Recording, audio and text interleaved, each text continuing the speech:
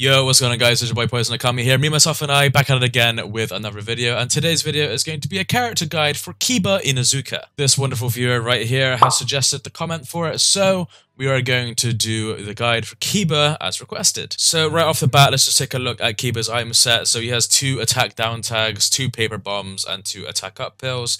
Quite an actual good set of items, it's not bad. I mean, if those attack down tags were replaced with defense down tags, it'd be even better. But yeah, that's pretty good as it is. Alright, so let's take a look at the combo segment of this video. So, right off the bat, in terms of infinites, we know that he has one in his down combo. When Akamaru brings them back like that, so it's 10 hits altogether. In terms of circle hits, it's 1, 2, 3, 4, and 5. So 5 circle hits, 10 animation hits altogether. All you gotta do is just jump. And then with this, you can combine other things, which I'll show in a second. And then another thing that he has is another infinite, is at the very last hit of his base combo, which you can find there. But it's very hard to connect. There you go. You can ninja move like so. Oh, sorry, hollow step like so. And then you can even do a pill. Sadly, though, you actually can't land a UJ off of this. Because of Kiba and Akamaru jumping back, you cannot land the UJ. But this is this one can be hollow steps like so, and then you can ninja move pill as well. So there you go. And as you can see, he's been trying to block the whole time. So yep, there is one. There is his infinites for that. So let's talk a little bit about the down combos some more. So the good thing with Kiba, and this kind of includes his tilt, is you can also use his tilt as a connector, so that's also a very good thing, but we'll talk a little bit more about that later on in his tilt segment. Other things that you can do with his combos as well, so if you are a bit of a stylish player and you like to play with style and you like to get into your opponent's head a little bit, you can do Kiba's up combo, auto step, shuriken, and then into the tilt, and then continue again like so.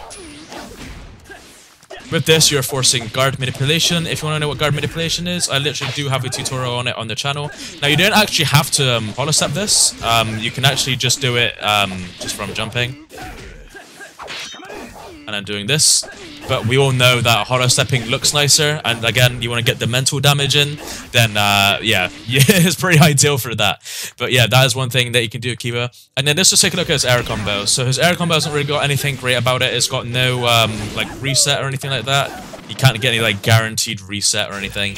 But what you can do, high up in the air, is do one hit, or a couple, and then force a guard manipulation whilst you're in the air with a chakra shuriken. So what I do is that when you're in the air,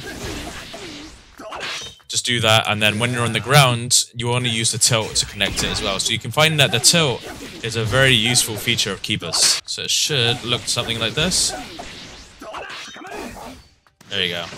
And then you can go ahead like that. I mean, to be honest, I didn't really need chakra dash there, I could have just walked. But, there you go, like so. And then from there, you can continue your combo as such. So, very useful thing to do. So yeah, he has guard manipulation in his up combo and his air combo. So for the combo segment, that's pretty much it. For the team build, I have him with like another strike back in case I need to do Kiba's like neutral for whatever reason. Then I'll do that. I can force a strike back if you're not near a wall, obviously. Let's try and point Aroshi away from a wall real quick. And then, yeah, okay. So then, because I got 2 Baramas to strike back, this will force a strike back like so. And then you can literally just follow up with like whatever else for extra damage, of course, as well. So that's pretty much about it. Alright, let's get to the fun part about Kiba, which is his tilt. So right off the bat, you can see with his combos, there is a lot of options, but the tilt always plays a good part in it. So the way the tilt works is that it has 3 hits altogether. It has 1, 2, and 3, like so. This also does cause strike back. My storm gauge isn't up right now, but if Toburama was active, he would do a strike back there. Another cool thing is that you can force Kiba to do the strike back as well. So if I just turn up the storm gauge, do like that, and then you can just switch during the tilt animation and get Kiba to do the strike back for you. So no matter what, as long as you don't mind switching, you can get a strike back either way, even if you don't have 2 strike back characters. So right off the bat, that is already pretty cool. And then yeah, you can do 2 hits, But you have to bear in mind that if you want to combo off that or whatever, you won't be able to as well, because opponents can rebound off this. They can rebound at the top of it, or they can rebound by the time they come down to the ground. So when using Kiba's tilt, you just literally want to do the one hit like so, and then you can literally just loop this back and forth. Now, if you look at the damage, it doesn't actually do a lot of damage altogether. It does very little damage. It does like shuriken damage. So one thing you definitely want to like, consider is just using it a couple times for like the mental damage, just to remind the opponent that you have control of them, because this is you controlling the situation. And then do a down combo, you can do this, and then by the time you've done all that, their subs are most likely going to come back anyway. So, yeah. So that's a good thing about the tilt. And again, the full tilt, you can just do like this. Get a strike back, get Akamaru back on it again, and then restart the combo. So yeah, as you can tell, Akamaru is a very key part to Kiba, and without him, Kiba would be useless. And on that note, actually yes, Kiba would be useless without Akamaru. If at any point Akamaru were to fall down, I have to try and get the opponent to attack me or something. It's going to be hard though. Okay, I'm mashing the circle button, as you can see, and when I was mashing the circle button there, Akamaru couldn't attack at all. So the problem is that when Akamaru gets knocked down, you cannot attack with your circle combo. But this is okay, because if Akamaru gets knocked down at any point and you have an open attack ready, one thing you can do is just literally just chakra dash into an air combo. Akamaru isn't actually needed in the air combo, so you can just use Kiba alone. So if Akamaru is dead on the ground or whatever, you can just do the air combo just fine. But yeah, no, Akamaru is a very key part to how Kiba works. The way you can look at these guys is that if you are familiar with puppet players, Kiba is sort of like a puppet master, just without the strings and without the extra control. You can tilt Akamaru across the stage like this, and you can do it from anywhere. No matter what, Akamaru will always follow where Kiba goes, but if you do this, then you can send him out like so.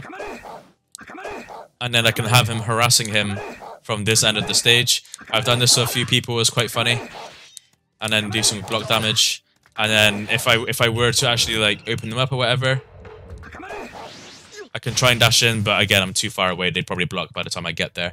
But Akamaru is good for that. And yeah, this actually links to his Jutsu, which I'll talk about in a second. But yeah, that's pretty much all the cool stuff with Akamaru and the tilt. So he's a very good tilting character, like so. Very useful, and you can use it to convert. Honestly, Akamaru brings so many options for Kiba. Playing Kiba is always just really fun. You gotta love playing him. Okay, next is this grab. Again, grab, like most characters, isn't very fascinating. Great animation, is always good for the animation. But in terms of what you can do after it, you can't have any guaranteed follow-ups because it grounds the opponent.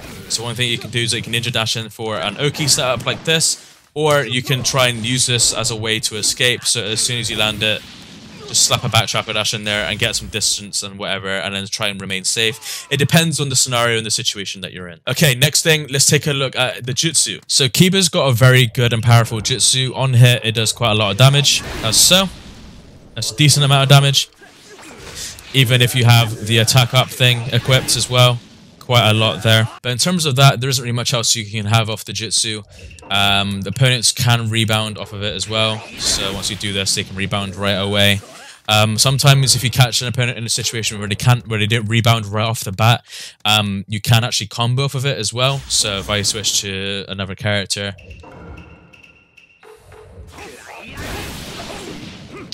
but here's the interesting thing. I'm not sure if you guys noticed, but it actually takes 2 hits to actually hit them out of the stun. So, sorry, that was a bad example. As you can see, the first hit of Toburama is whiffed, right? But then he had to do a second one to actually have the hit register. I don't know what it is about Kiba's stun, but the stun from Kiba's, from the Jutsu there, just it ignores the very first hit of anything.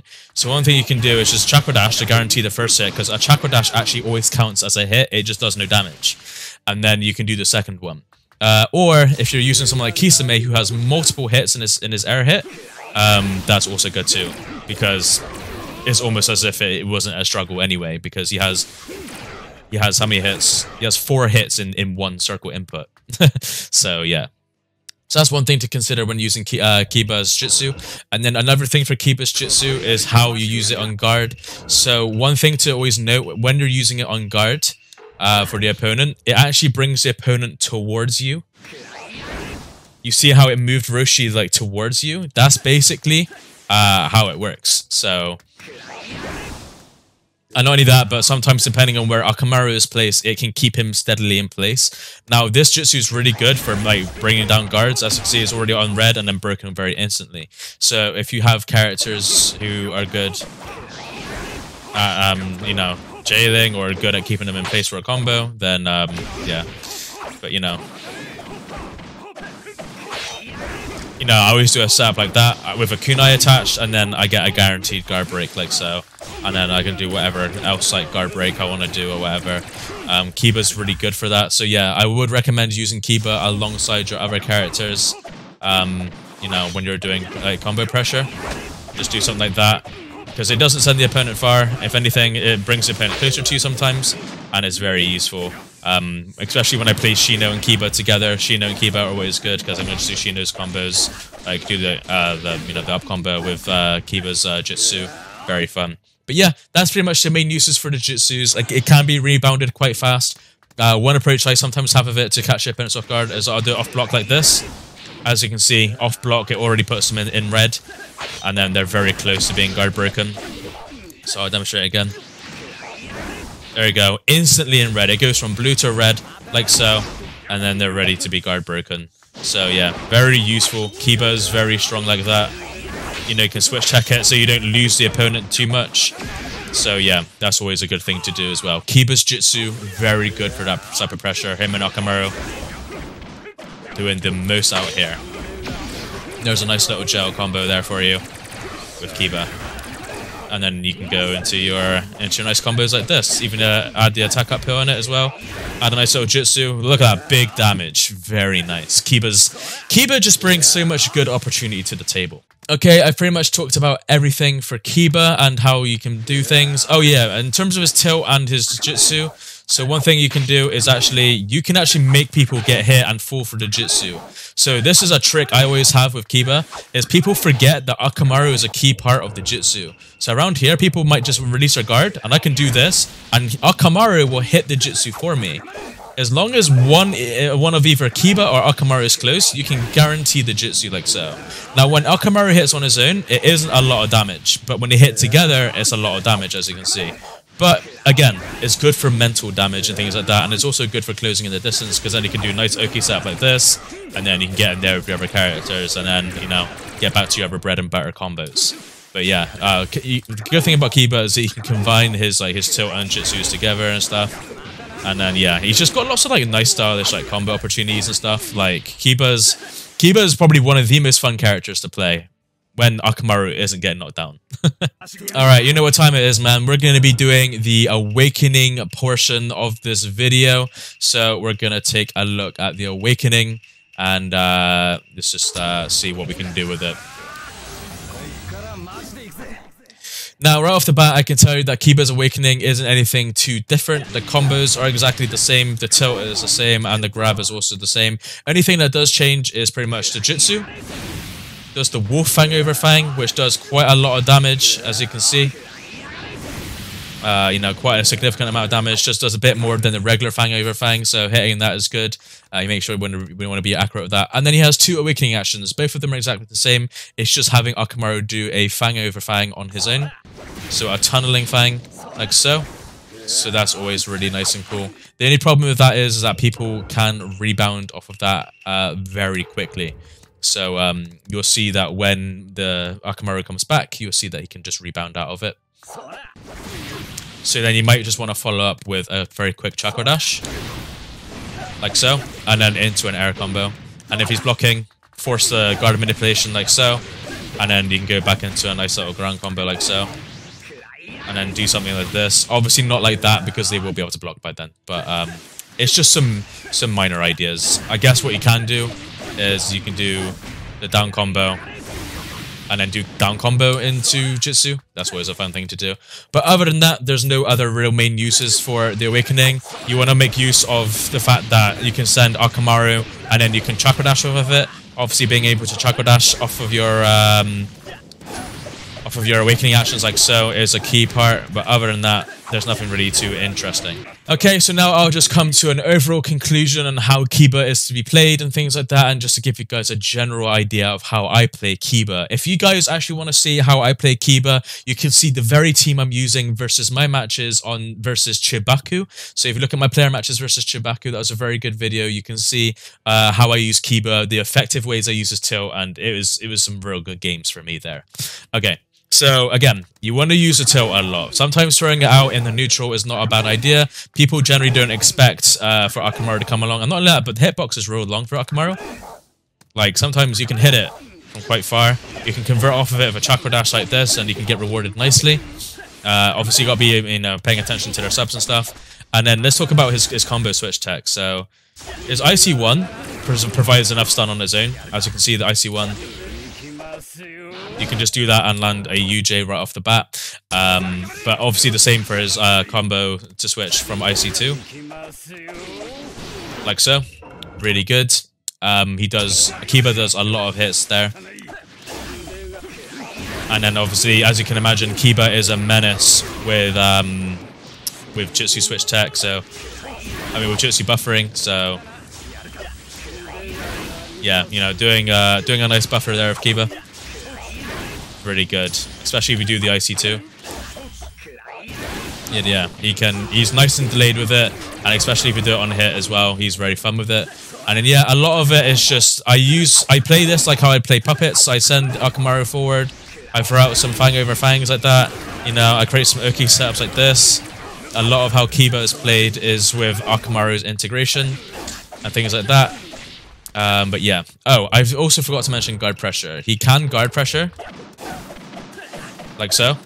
That's a good one. That's also a good one. You just want to do a short hop. That's a bad one. So basically, he's the same as Hinata. So in terms of guard pressure, you want to try and do it as best as possible. He doesn't slide down the block like he used to. It now also depends on how you do the inputs yourself. If you do them bad like that, then yeah, it's not going to go well. But if you can do them good, like this, then that's good. Often do them here, or often do them after the second hit or whatever. But yeah, obviously it just takes very good input control and stuff. This type of thing is a lot easier to do offline than it is online as well, of course. So yeah, just bear that in mind. But yeah, you know, Kiba is a very good character. But that's pretty much about it. And obviously doing this a lot on the block and then switching, that is also a very good idea. Kiba can be very good at getting the guard from blue to red very quickly, so bear this in mind as well. Also, doing a setup like I did right there, using using Akamaru as a way to guard pressure like so. So Akamaru does really good block stun. So Shuriken, Akamaru, and then you can keep them in place or whatever. Obviously, bear in mind that people might try to counter or whatever. This is where you use your brain, and then you try to mix up into an ultimate or a jutsu like so, and then stuff like that. And then by the time you've done all that, you've done quite a lot of guard damage anyway, so you can open them up for a very nice combo. But yeah, that's pretty much how I play Kiba. If you want to see more examples of this, literally just watch my player match versus Chibaku, and just pay very close attention to when Kiba's on the field. Everything I showcase in this video is pretty much in that one, except the guard manipulation combos. But yeah, that's it for the Kiba guide. I hope you guys enjoyed. If you have any questions, be sure to ask down in the comment section below, and I'll be sure to answer to the best of my ability. As always, it's been your boy Poison Okami. Matane.